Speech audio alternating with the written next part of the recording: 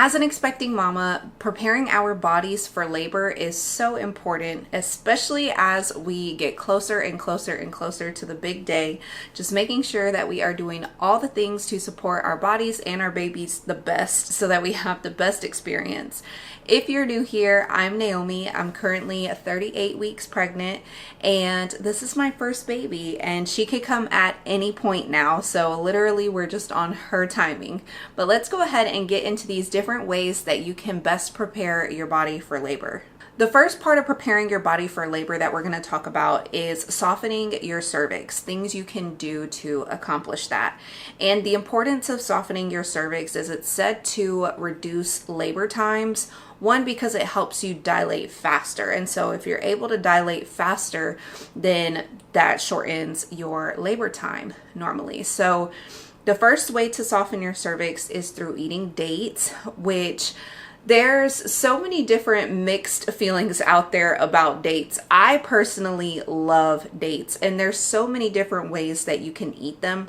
I feel like most of the time when I see videos or comments about people saying they don't like them or they're nasty or they have to force themselves to eat it, it's because they don't know how to choose the right dates. So choosing dates is the same as choosing bananas. You know, most people don't like green bananas. They prefer yellow bananas. So enjoying dates really comes down to what kind of dates you're choosing and if they're ripe, if they're old, and whatnot. Now, at the end of the day, if you still don't like the taste and you're eating a properly ripe date, then that's something completely different.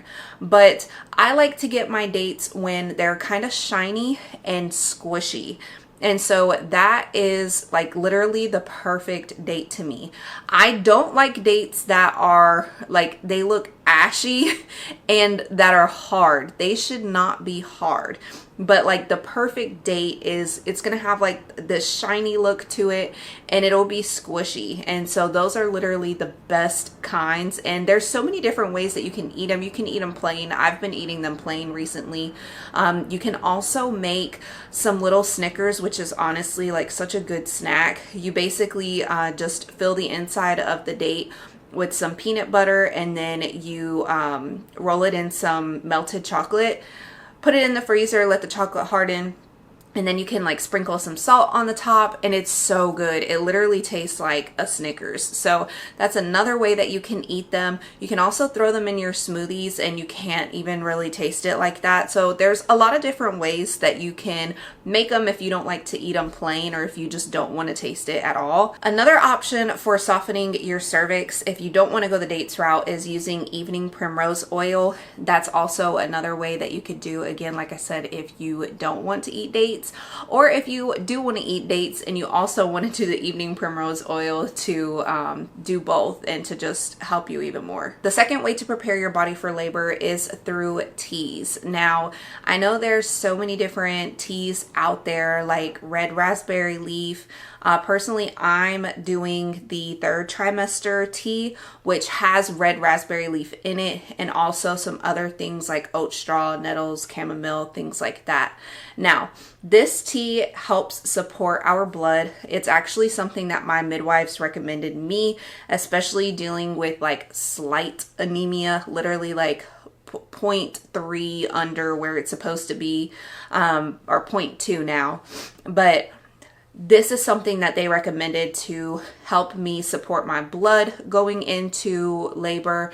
And also, I don't know what it is in the third trimester tea, but I noticed, and I've also seen other like comments and reviews on this, but when I started drinking this, literally my calf cramps no longer happen. Like, I have not experienced calf cramps even when I point my toes down, which I know I had mentioned before in a different video, like don't point your toes down if you don't want calf cramps. But I actually had accidentally did this the other morning when I was stretching, and I've noticed over the past few mornings that I have not had muscle cramps or calf cramps since drinking this tea. So that's helping with cramps as well, but also supporting our blood and whatnot going into labor, because that is definitely a very, very, very important thing that we want to make sure we do, is support our blood as much as possible, because we're going to be losing a lot of blood during that time. And so we need to make sure that it's very strong. The third way to prepare your body for labor is through perineal massage, which is going to help you reduce the risk of tearing. And if you don't know what perineal massage is, then make sure that you look it up so that you can read on it, see what it is, get a visual, and also learn how to do it. But again, this is so good for preventing tearing. And of course, at the end of the day, these are all like, this is a prevention technique. It's not like 1,000% if you do this, then you're not going to tear. But at the end of the day, we're going to do all we can do to prepare our bodies the best for labor. So it's worth a shot. And there's also a lot of women out there who have vouched a lot for this. So definitely check into that for preparing your body and also preventing tearing. The fourth way to prepare your body for labor is through utilizing your birth ball. And this has been something that I have constantly been doing, especially here in the third trimester. But utilizing your birth ball will help you in a lot of different ways prepare your body for labor. One, it's going to help you relieve a lot of tension and achiness in your hips and in your back. Honestly, this has been something that has really helped me a lot with my achy hips and achy lower back. Just getting on my birth ball and doing different exercises is really helped the achiness and the soreness a lot. So that's one way. And then the second way that this is going to help prepare your body is through helping get baby in optimal position. And so different exercises utilizing your birth ball is going to help baby engage in the pelvis and help get them in that optimal position for birth so that your labor and delivery is smoother. The fifth way to prepare your body for labor is visiting a chiropractor. And this is something that my midwives have vouched for so much. One of my midwives shared a story with me about a mama who was in labor and her labor was not progressing whatsoever. And so a chiropractor came, adjusted her, and literally not too long after her getting adjusted, things got picked back up and she had a baby. And so it just goes to show how getting our bodies in proper alignment really helps our bodies, for one, just with like the way that our pelvis is, just the alignment of our body in general, and also helps baby engage. That can make a big difference. So there's some women who go throughout their pregnancy.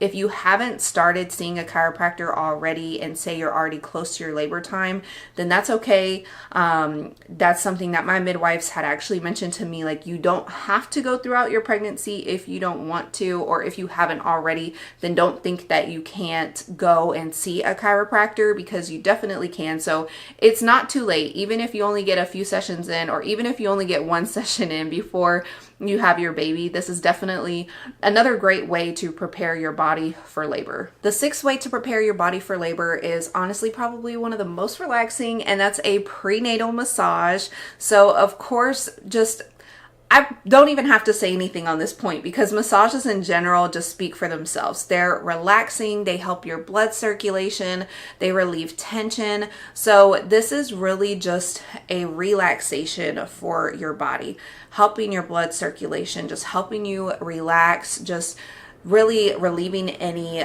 muscle tension or tightness that you may have, just to really put yourself in more of a relaxed mood and relax your body and your muscles to have a better labor. The seventh way to prepare your body for labor is helping your baby get in optimal position. So this kind of goes back to when I have mentioned utilizing your birth ball, but this really goes beyond just the birth ball and is really in your everyday activities. So doing forward leaning, making sure you're not slouching back. Yes, utilizing your birth ball as well. And inversions, that's another way that you can help get your baby in optimal position.